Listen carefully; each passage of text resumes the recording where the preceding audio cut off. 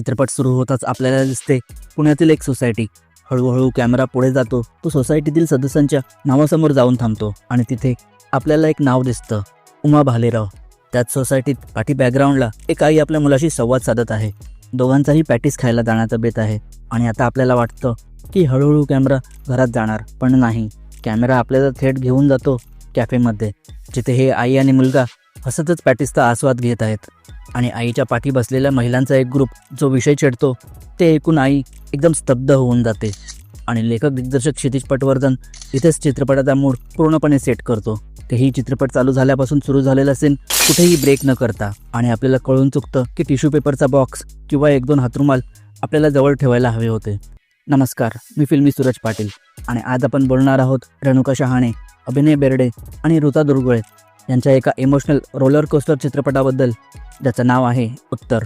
Usually Marathi चित्रपट first day first show पाहायला जाताना माझ्या मनात एक भीती असते की चित्रपटाचा शो कॅन्सल तर नाही होणार ना.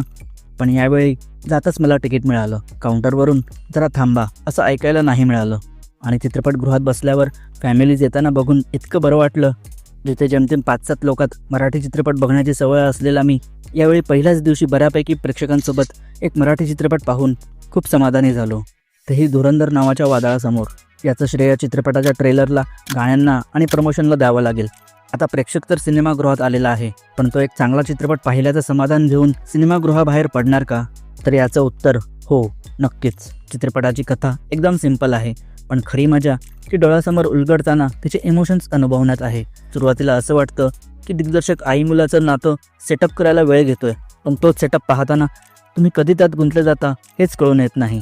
तरीही स्पॉइलर न देता चित्रपटाची कथा सांगायची झाली तर पुण्यातील एका सोसायटीत एक विधवा आई उमा, रेणुका शहाणे, आपल्या कॉलेजात शिकणारा मुलगा निनाद अभिनय बेर्डे सोबत राहत आहे. पण लहानपणीच निनाद आपल्या आईने केलेलं असं एक कृत्य पाहतो ज्यामुळे त्याला नात्यांची चीड, घरात एकटंच आपल्याच विश्वात राहणं त्याला आवडू लागतं. असं नाही की त्याला आपल्या आईबद्दल चीड आहे, नाही, तो आईचा आदर करतो, तिच्यावर प्रेम करतो. पण लहानपणी मनावर झालेला आघात तो विसरू शकत नाही. आईने असं का केलं असेल याचं उत्तर त्याच्याकडे नाही आणि आईही त्याला याचं उत्तर देऊ शकत नाही, कारण ही गोष्ट समजण्याइतका तो अजून कदाचित मोठा झाला नाही, असं तिचं मत. शेवटी आई याचं उत्तर त्याला देते, पण ती ज्या प्रकारे आणि ज्या अवस्थेत उत्तर देते ते ऐकून निनादचेच काय तर आपलेही डोळे पाण्याने ओथंबून जातात.